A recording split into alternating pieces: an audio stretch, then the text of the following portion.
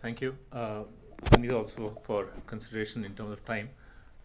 So I'll just jump into this dense forest that I think is ahead of us when we go down the Red Plus road. My job here and job in looking at Red Plus is more of an analyst, not as a ideologue or as a advocacy person recommending one particular course of action, but really unpacking the idea of Red Plus and seeing what are the likely implications of different versions of Red Plus that might come into being, and the implications from different perspectives.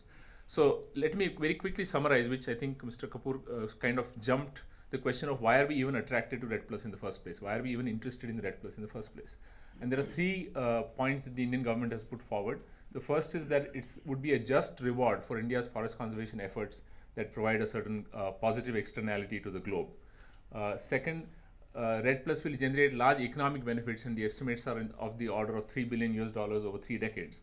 Now, $3 billion looks a big, fat, juicy number. You divide it by the Indian population, it doesn't look all that big. It's actually, you're talking about $3 over 3 decades or something like that, and you divide it then by a forest-dependent community. You're maybe increasing that 3 to 7 or 10 or something like that. So $3 billion really is not a particularly large benefit inflow. And there's the claim that this benefit will actually lead to poverty alleviation. In the Red Plus policy documents, the government says that this is a win-win for us. We get paid for doing forest conservation and climate change mitigation, and it's actually also going to lead to poverty alleviation. So these are really the three claimed benefits of Red Plus and the reason to engage with Red Plus. And my job here is to try to unpack this, whether these claims will be delivered and on what other criteria we should be looking at Red Plus. So before we jump into an evaluation, we need to be clear about our criteria.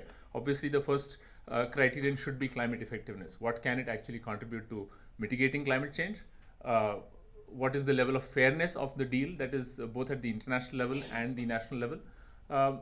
Obviously, what will be the benefits? But when we define benefits or we measure benefits from any policy or program, they must be net benefits. That is, benefits after deducting transaction costs as well as opportunity costs, foregone opportunities to do something else with that resource. And of course, the claim about poverty alleviation. At the same time, the likely impacts on biodiversity and other environmental dimensions. And finally, dimension which is often not mentioned by the government itself is the question of the impact on the democratic process. Will engagement with Red Plus increase or decrease the level of democratization of the forest governance, forest sector in India? To clarify this, as Sunita pointed out, the big issue is what is the nature of funding in Red Plus? And we need to understand there's two variants and then hybrid models of the two. The one variant is basically funded by donor agencies coming from taxpayers' money from developed countries in various forms, part aid, part loan perhaps, where you're not giving any CERs in return. You're not saying you get credit for the climate change benefits of Red Plus. You just give us free money to do what is good for climate, and we'll do it because we have the capacity to reduce emissions from forests. Is therefore in some sense similar to the previous forest sector projects. We've had in the past social forestry projects from the World Bank on JFM and so on and so forth, which is basically giving quote unquote free money to do something good in the forest sector. And then you can put on conditions about biodiversity and poverty. You can say, well, we'll do it in this particular way which does not hurt biodiversity, which alleviates poverty, even though the carbon benefit in that context may be lower than a pure carbon forestry project. And you have that leverage to do that. The other option is to go from get money from the carbon market.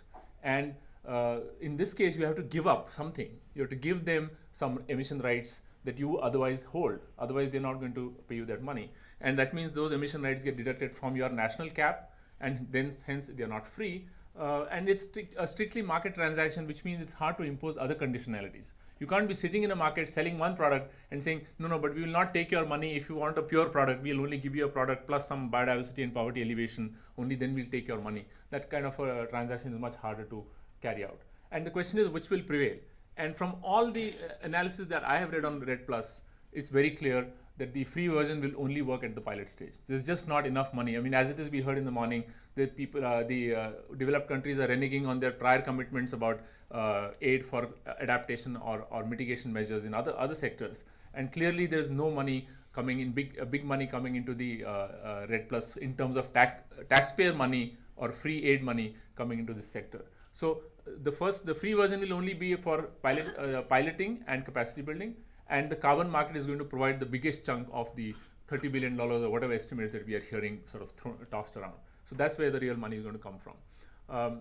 There's also two variants for RED Plus structure which follow from the nature of what we are offering. So one is fully market based, right? So individual buyers in the world contract with individual sellers, which say could be communities at the village level who offer a certain amount of carbon sequestration. And we've seen a very, very small amount of that happening in the context of CDM. One standard example from Kolar district of Karnataka, a women's group striking a deal with somebody is kind of heard all the time. A partially market-based arrangement might be where individual buyers contract with governments who then pass on the returns to individual communities. And clearly the Indian government is looking at this second model, a hybrid model. It's hybrid because the individual communities do not get a chance to negotiate with the buyers of those credits. They have to only take what the government gives. The government will negotiate in the international market whatever price that they can negotiate for the carbon that the Indian nation as a whole is offering. It's clear that the second version will prevail. The reason why the second version will prevail is because of the concerns about leakage. Explain leakage. Yeah. So if an individual buyer, let's say a small country, Holland, or somebody in Holland negotiates with a village in Karnataka to increase carbon sequestration by amount X, it's possible that the villagers will protect that particular patch of land and go to the neighboring forest and cut down the forest over there. So they get a win-win. They get their firewood and they also get the money from RED Plus. How do you avoid that? The only way you can avoid that is by making a commitment at a much larger scale. But then individual villagers cannot say that we will conserve forest on a 100 village scale, including our neighboring village forests and so on and so forth. So the only person who can make that commitment is a state government or a national government, which will say that within our borders, we will ensure a net increase of X for the amount that you give us Y. So, and then we will ensure that if there is leakage, then that gets subtracted, or we'll prevent the leakage and make sure everything is adding up to that particular number that we have committed to. So clearly the buyers are pushing for the second version because they don't want to be stuck in a situation where they've paid somebody money and there's really no net change in the amount of carbon in the forest. So Indian government is also pushing for the second version because it would love to have all the money coming through the government and then going down. And the implication of that must be very clearly understood. So this means it's not a purely, even though the money is coming from the carbon market and everybody talks about the efficiency of markets and so on and so forth, the local communities will not face a market. So they have no bargaining power because they're just recipients of an amount to be fixed by the government after the government has done its negotiations on behalf of them in the larger market. So this needs to be understood. Okay, so what's the climate effectiveness potential of RED Plus? So there is RED and there's RED Plus. RED is about the deforestation degradation that's already happening. It's contributing 17% to global greenhouse gas emissions right now. If you have enough money to stop that 17%, you get a 17% saving in GHG emissions. It's still a very small fraction of what's happening. All of us know that if you want to meet your 2 degrees, under 2 degrees Celsius kind of goal, getting 17% out of the bargain is not going to really solve any problem. You still have the big 83%, which is really the source of the problem. So and you need a huge amount of money to even make that 17% go away. That's point number one. How much money or potential is there for RED Plus? So the potential of contributing to GHG emission reductions or GHG sequestration in RED Plus is how much additional reforestation is feasible technically, how much GHG reduction will come from that kind of reforestation or regeneration of the forest, and of course how much it will cost, because cost is crucial. It's not coming free of cost. There are large uncertainties about growth rates of natural forests. Sunita has alluded to that. There are large uncertainties about the area available, because what happens is that when we do these calculations, sitting in Delhi, taking a piece of paper and say, what is the RED Plus potential of India? And people pull numbers out of the hat. There's a lovely number that's been floating around for, I think, last two decades at least, which is we have 67 million hectares of wastelands available for all kinds of activities. It was earlier available for social forestry, then it was available for JFM, then it was available for, you name it, it's available for supposedly for regeneration. And it's always been this elusive 67 million hectares, which people keep touting around, thinking it's just kind of sitting there, nobody's using that land for anything at all. There's also a question of cross-sectoral leakages. Can you really stop cross-sectoral leakage? So a community actually conserves its forests and moves to LPG for cooking. It's actually a good thing for the community. It's a good thing for the women to not having to use firewood for cooking. But it does have implications for greenhouse gas emissions. So you moved it out of the forestry sector and into some other sector. And that's a question that you need to address. If you do not have a national cap on total greenhouse gas emissions, which you have to stay under, then the issue of cross-sectoral movement becomes really crucial. Have you really achieved anything by saving carbon here when you simply move the carbon into some other sector? And as I said, the opportunity cost is not zero. It's not even $5 per ton of carbon. And I'll come to that number immediately. Because at what cost can you reforest how much area is the crucial question. It's not just how much can you reforest.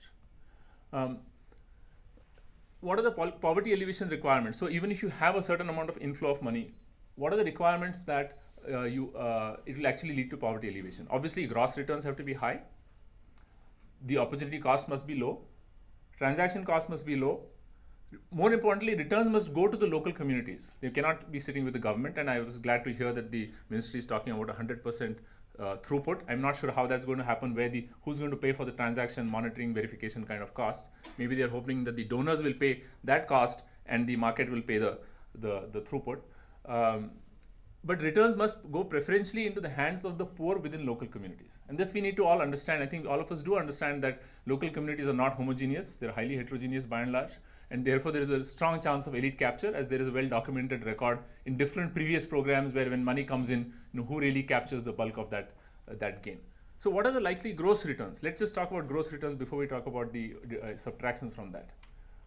In the free version, of course, the donors will continue to see this as an additional. It's just an incentive. They're not willing to pay the full cost. They're saying, this is just free money that we're giving you for some additionality over and above what you've been doing in the forest sector. You have your own Green India mission. You have your own national forestation program. You're going to just add on to that.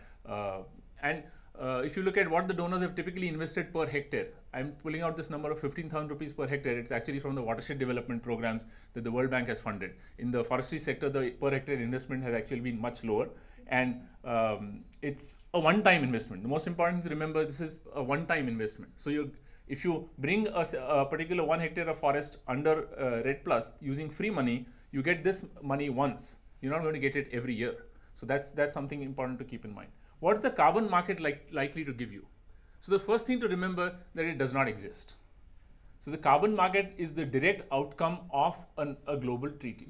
Because there's no global treaty, there's no really worthwhile carbon market to talk about, except the voluntary carbon market, where people are sort of out of their own guilty conscience buying some money buying some offsets when they fly to conferences. So by and large, a carbon market does not exist. It will exist only if there is a global agreement. More importantly, it will generate high prices in that market only if the global agreement is stringent enough. If you have the kind of global agreement that we had around Kyoto, and you did have a carbon market within the EU after post-Kyoto protocol, you saw very quickly that the bottom fell out of that market. The market collapsed. It's trading right now at 3 euros per ton of carbon, because really everybody met their targets without buying any additional credits to save themselves. So there was really no demand for the buying of CERs, and you have a very low price then generated for carbon. So if you want to generate a high price for carbon and use some of that then to buy forest carbon, to get money for forest carbon, you need to have a stringent global agreement. And what would be in the best world? I mean, we've been hearing since the morning, Durban or any of these things, very unlikely there's going to give you a stringent global agreement. But any version of a stringent global agreement, a reasonably stringent global agreement, you know that there's going to be implications for India. We are not going to escape scot-free. We are not going to get an exactly per capita any kind of agreement of that kind. It's going to be a significant cap on our emissions, which means then you need to start worrying if there's a cap on your emissions, should you be selling the credits to somebody else or worrying about offsetting your own emissions through the forestry sector. Transaction costs. Yeah. So I'm just going to skip over this. There's the estimate of transaction costs. Oops, sorry. I think yeah. Make this presentation in any case available. Yeah. So the transaction cost argument again is that if you look at the amount of monitoring that's involved at the core, it's going to be at the lower levels of carbon price is going to be 50% of the cost. So only 50% of the rest is available to go down to local communities. And finally, the issue of opportunity cost is very critical. If you look at what incomes people derive currently from forests, it's anywhere between 2,000 to 12,000 rupees per household per year. You translate that into a per hectare figure. There's some data available from JFMC, Joint Forest Management Committees of Bengal. It's anywhere from 1,100 to 5,500 rupees per hectare per year. And that's significantly higher than the kind of numbers we are seeing that REDD could actually generate. A large fraction of this use is based on grazing and firewood collection. Therefore, regeneration under REDD Plus will be done through closure of the forest, preventing access for firewood and grazing, and therefore the cost will be very significant. The opportunity cost for current local users of these forests will be very significant. It could certainly cancel out the low carbon prices of around $5 per ton very easily. So we have to look for a much higher price, like $50 per ton, before it's going to start offsetting the opportunity cost. The conditions for the going to the hands of the poor. Villagers need to be in full control of the forest carbon resource and its marketing, and marginalized groups within the village need to have a strong say. Are these conditions met in the Indian context? We know by and large they are not, because there is no clarity on the ownership of forests. There is no clear set of forest rights given to local communities. There is no mechanism within which the marginalized groups within local communities will actually have a strong say in the way the forest is managed, because there are trade-offs between local communities and the government, but within local communities also between graziers, firewood collectors, and others who are not dependent in that particular way on the forest. So there will be these tensions, and I'll sort of skip to the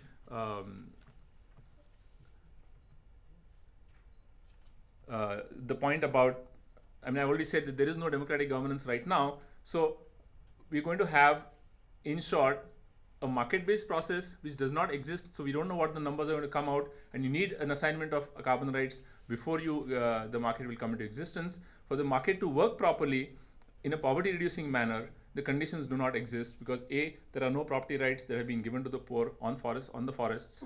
There's no sign of high returns that would compensate for opportunity costs. There are no pro-poor institutional structures in place on the ground, including supporting them in the negotiations with buyers of carbon. Fundamentally, there are trade-offs. You do anything in the forest, there are trade-offs between firewood collectors, graziers, NTFP collectors, biodiversity, hydrological services, carbon. The question, therefore, is who makes the decisions about trade-offs? The question is not that there are no trade-offs. There is never a complete win-win. You go for carbon forestry, you're going to lose something, you might keep something. The question is never that there will be some beautiful win-win situation for everybody. The question is who will take decisions about trade-offs? Have we created the conditions where the decisions that get taken will be relatively fair, relatively democratic? That's the core question. Whether you add carbon market incentives or you don't add carbon market incentives, you don't participate in the red, the question remains on the table.